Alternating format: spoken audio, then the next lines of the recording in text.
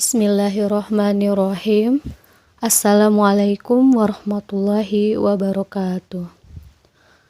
Perkenalkan, kami dari kelompok 5. Pada kesempatan ini, kami akan menyampaikan materi yang berkaitan tentang penerapan prinsip syariah di pasar modal pada mata kuliah Hukum Asuransi dan Pasar Modal Syariah.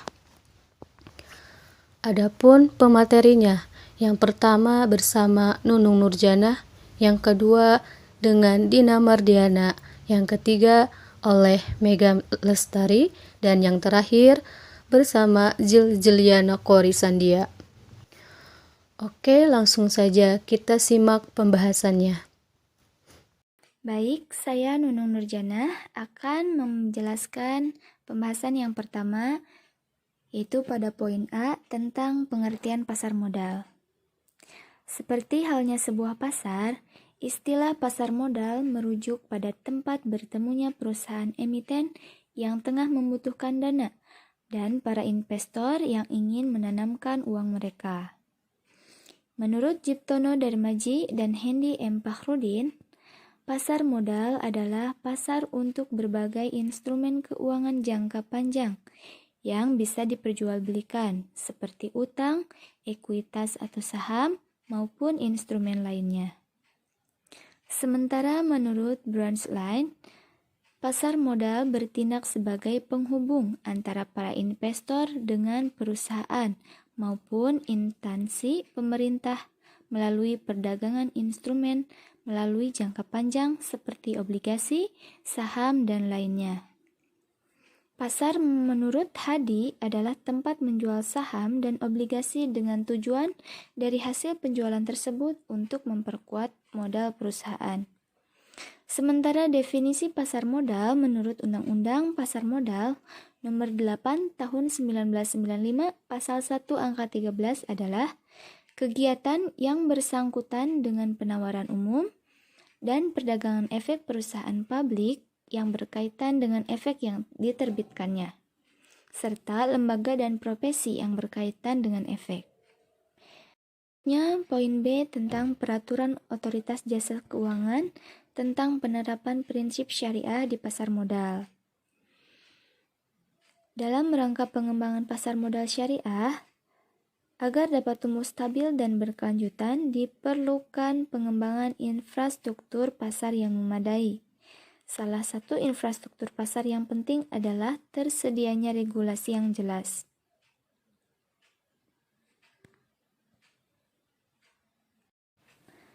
Mudah dipahami dan dapat dilaksanakan sehingga regulasi tersebut menjadi regulasi yang dapat diterima pasar, atau yang disebut dengan market friendly. Peraturan Otoritas Jasa Keuangan atau OJK Nomor 15 POJK 04/2015 tentang penerapan prinsip syariah di pasar modal tersebut di dalamnya mencakup beberapa poin penting, seperti ketentuan umum atau yang disebut dengan definisi operasional, selanjutnya pihak yang melakukan kegiatan syariah di pasar modal, kemudian pelaporan, ketentuan lain-lain, ketentuan saksi, ketentuan penutup, dan penjelasan atas Peraturan Otoritas Jasa Keuangan Nomor 15 POJK 04/2015 tentang penerapan prinsip syariah di pasar modal. Saya Dina Mardiana akan melanjutkan materi yang berkaitan dengan penerapan prinsip syariah di pasar modal, yakni pada poin pengertian prinsip syariah di pasar modal. Itu terdapat dalam Peraturan Otoritas Jasa Keuangan dalam Ketentuan Umum Pasal 1, menjelaskan bahwa akad syariah adalah perjanjian atau kontrak tertulis antara pihak yang memuat hak dan kewajiban masing-masing pihak yang tidak bertentangan dengan prinsip syariah di pasar modal.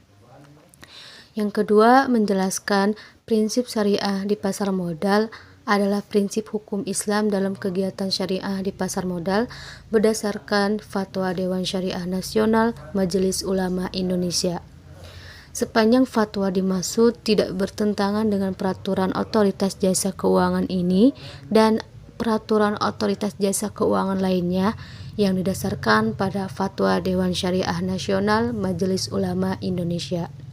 Yang ketiga, menjelaskan bahwa efek syariah adalah efek yang sebagaimana dimaksudkan dalam Undang-Undang tentang Pasar Modal dan peraturan pelaksanaannya.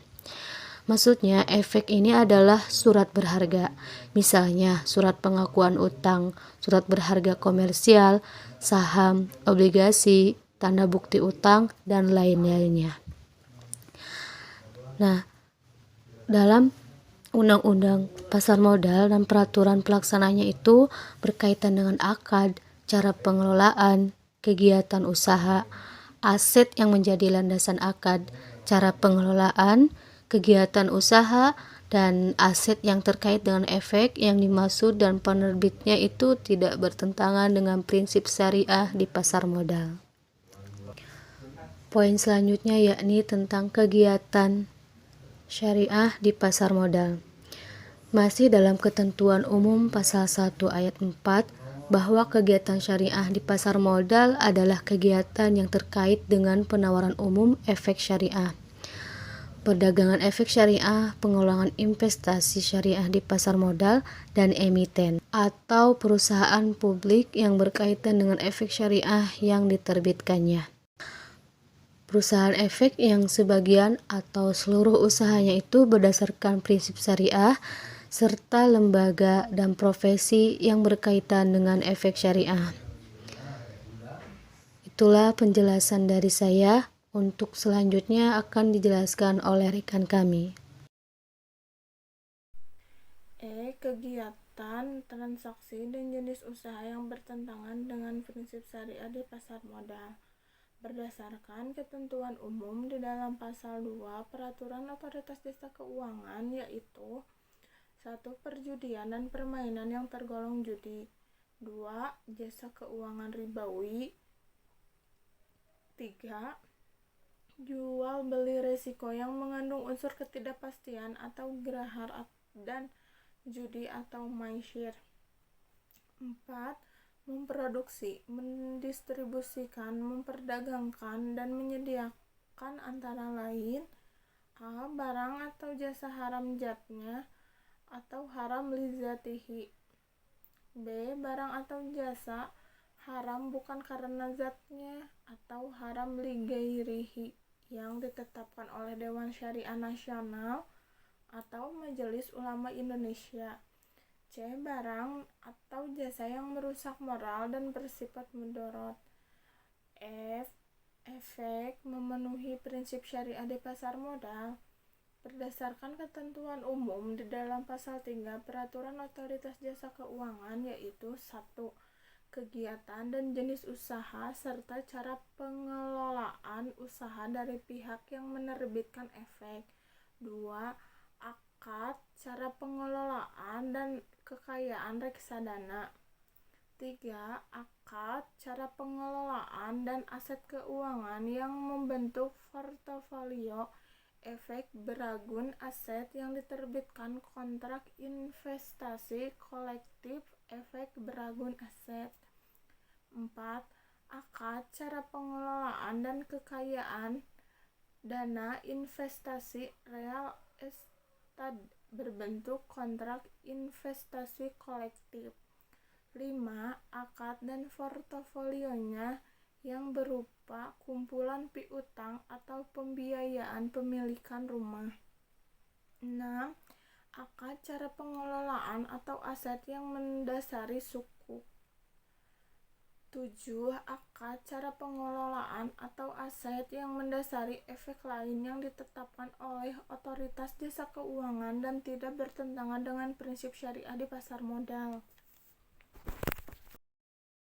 Baik, saya Zilziliana Korisandia akan melanjutkan pemaparan materi sebelumnya. G. Pihak yang melakukan kegiatan syariah di pasar modal. Berdasarkan ketentuan umum di dalam bab 2 POJK, yaitu yang pertama, pihak yang menyatakan kegiatan dan jenis usaha, cara pengelolaannya, dan jasa yang diberikannya berdasarkan prinsip syariah di pasar modal. Yang kedua, Pihak yang tidak menyatakan kegiatan dan jenis usaha, cara pengelolaannya, dan jasa yang diberikannya berdasarkan prinsip syariah di pasar modal. Namun, pihak tersebut memiliki unit usaha syariah, merupakan manajer investasi yang melakukan kegiatan pengelolaan investasi syariah, merupakan kustodian dari investasi syariah. Sebagian aktivitas operasional usaha pihak tersebut dilakukan berdasarkan prinsip syariah di pasar modal dan juga memberikan jasa syariah lainnya. Lalu yang ketiga, pihak yang tidak menyatakan kegiatan dan jenis usaha, cara pengelolaannya, dan jasa yang diberikannya berdasarkan prinsip syariah di pasar modal, namun menerbitkan efek syariah dan atau berperan membantu penerbitan efek syariah di pasar modal. H. Penerapan prinsip syariah di pasar modal. Penerapan prinsip syariah di pasar modal tentunya bersumberkan pada Al-Quran sebagai sumber hukum tertinggi dan hadis Nabi Muhammad SAW. Selanjutnya, dari kedua sumber hukum tersebut, para ulama melakukan penafsiran yang kemudian disebut ilmu fikih. Salah satu pembahasan dalam ilmu fikih adalah pembahasan tentang muamalah, yaitu hubungan di antara sesama manusia terkait perniagaan. Berdasarkan itulah, kegiatan pasar modal syariah dikembangkan dengan basis fikih muamalah. Terdapat kaidah fikih muamalah yang menyatakan bahwa pada dasarnya semua bentuk muamalah boleh dilakukan kecuali ada dalil yang mengharamkannya. Konsep inilah yang menjadi prinsip pasar modal syariah di Indonesia. Terima kasih. Alhamdulillahirrabbilalamin. Pemaparan materi telah disampaikan. Jika ada yang mau ditanyakan, boleh dengan mengisi di kolom komentar.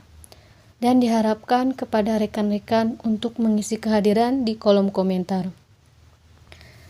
Sekian dari kami, mohon maaf bila ada kesalahan ataupun kekurangan, mohon dimaklumi karena kami masih dalam tahap belajar.